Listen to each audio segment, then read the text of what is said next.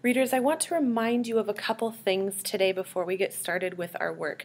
First of all, remember that the nonfiction texts that you should be reading should be books that you can read with 96% accuracy. So you should know 96% of the words that you're reading in that book. If you're not finding that that's the case, you need to lower the level of the nonfiction book that you're getting. You need to understand the text and read it like you're talking, like you're having a conversation for it to be working for you, to be a good nonfiction text.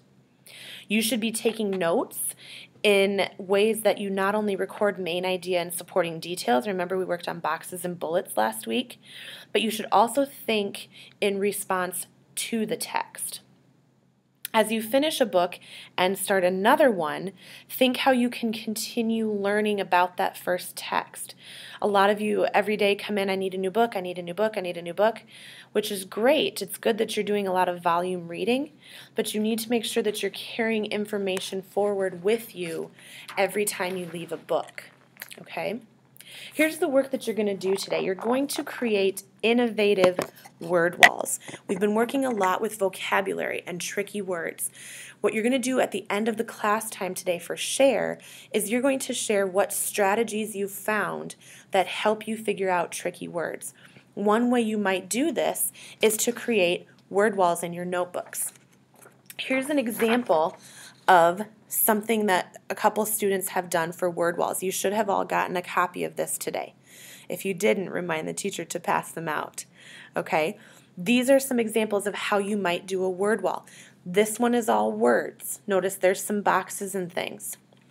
The backside, this one has pictures as well as the word. Look at how they did the tomb with the Egyptian, okay? You need to create something along these lines, or maybe a completely different idea that you have that will show your partner that you share with today strategies for how you figure out difficult or tricky vocabulary.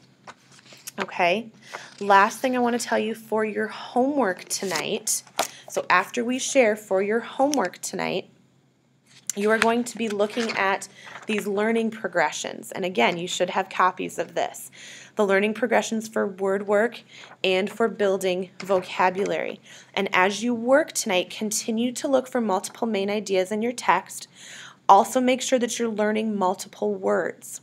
Use a variety of strategies, like you're going to do with your word wall today, to help you figure out what tricky words mean.